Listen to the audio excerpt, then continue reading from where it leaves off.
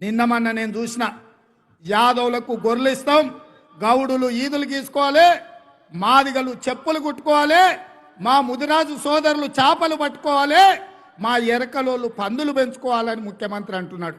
నేను అడగదలుచుకుని వేరేది నుంచి శ్రీమతి సోనియా గాంధీ గారు 60 ఏండ్ల సుదీర్ఘమైన పోరాటాన్ని 1569 మంది విద్యార్థుల ఆత్మ బలిదానాలను దృష్టిలో పెట్టుకొని ఈ 60 ఏళ్ల ఆకాంక్ష నెరవేర్చి తెలంగాణ రాష్ట్రం ఇస్తే ఇవాళ యాదవులు గొర్రెలు పెంచుకోవడానిక, ముదిరాజులు చేపలు పట్టడానిక, గౌడన్నలు కళ్ళు తీసుకోవడానిక, మా బోయలు అనాథలయ్యి ఉద్యోగ ఉపాధి లేక వలసలు పోవడానిక.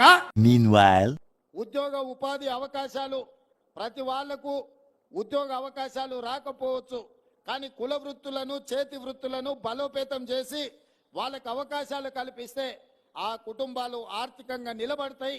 ఆ కుటుంబాలు ఆర్థికంగా నిలబడితే వాళ్ళ పిల్లలను చదివించుకోవడానికి అవకాశం ఉంటుంది. కొంచెమన్నా సిగ్గుండాలనే తెలంగాణ సమాజం ఏమనుకుంటుందని ఇంత సిగ్గుసేరని తప్పిపోతారా 10 నెలలకే? ఇట్లాంటి నేను ఎవరిని చూడలే.